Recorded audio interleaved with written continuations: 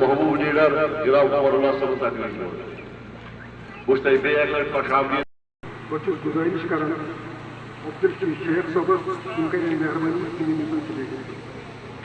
Abdül Şeyh.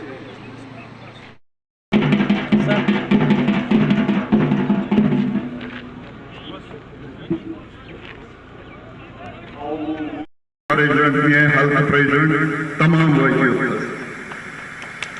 Umar बाद में हिंदू मुस्लिम सिख आप लोगों का फ्यूचर और फ्यूचर लीडर उमर अब्दुल्ला साहब हैं। आप लोगों ने इनको इकट्ठे होकर मजबूती से काम कर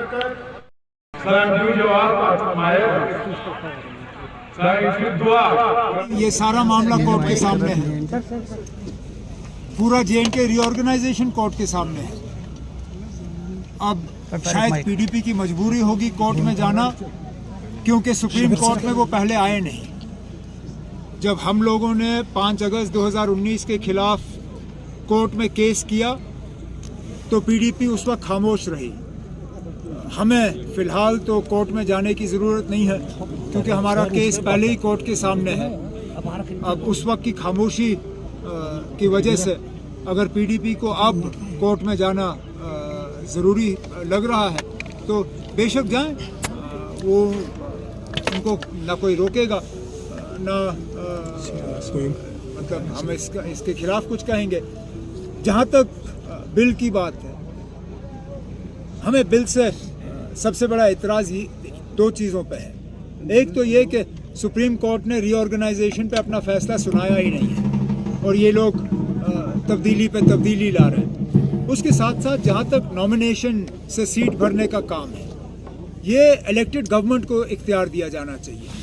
ये जो बिल के तहत इन्होंने एलजी साहब को दिए हैं, इसमें सीधा सीधा ये शक पैदा होता है कि ये बीजेपी की मदद करने के लिए किया जा रहा है, क्योंकि बीजेपी इलेक्शन जीत नहीं सकती तो बैकडोर से ये अपनी सीटों को बढ़ाने का काम कर रहे हैं। अगर इसमें फिलहाल कोई तब्दीली नहीं आती है तो इलेक्शन के बाद जब यहाँ इलेक्टेड गवर्नमेंट होगा, इसको दोबारा से देखा जाएगा। सर, अगर आपको इतनी फिक्र है कश्मीरी कौम की, फिर यहाँ की जो रीजनल पॉलिटिकल पार्टीज है वो एकजुट होकर आवाम के सामने क्यों नहीं आ रहे हैं? हम एक मकसद के लिए तो आए ना। आप अलग अलग फंक्शंस कर रहे हैं, अलग अलग फंक्शंस तो करते रहेंगे, क्यों नहीं करेंगे? हमारे अलग अलग मौक़िफ़ हैं, हमारे अलग अलग मतलब ख्यालात हैं, लेकिन जहाँ तक बड़े मकसद की बात है, जहाँ तक 5 अगस्त की बात है और हमारे साथ जो धोखा हुआ, उसके लिए हम मिल बैठ के बात करते हैं, हम मिल बैठ के उसका इलाज ढूंढने की कोशिश करते हैं। जब हम अलग अलग सुप्रीम कोर्ट में गए, आपको उस वक्त आपने एतराज़ क्यों नहीं किया? उस वक्त तो आपको उसमें कोई खराबी नहीं लगी।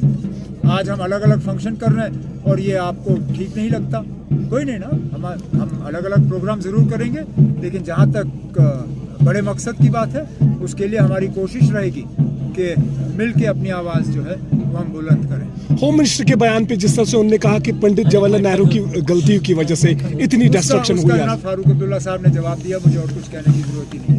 और कुछ सर, त्राल में जो आज जलसा मुनक्कद हुआ, फिर से एक नई शुरुआत, किस लिए आप ये कर रहे हैं? मैं अपने साथियों को आज के कन्वेंशन पे मुबारकबाद कर देना चाहता हूँ। ये एक बिल्कुल आपने सही कहा, ये हमारे लिए त्राल में एक नई शुरुआत है। मकसद इसमें लोगों के साथ मिल के बात करने का था और तंजीम को और ज़्यादा मजबूत करना है। जैसे मैंने कहा, अगले साल इम्तिहान आना ही है जी, उस इम्तिहान की तैयारी में आज हम लगे हुए हैं। सर, आखिरी सवाल, क्या डॉक्टर फारूक अब्दुल्ला साहब एक बार फिर लोकसभा सीट श्रीनगर के लिए कैंडिडेट होंगे?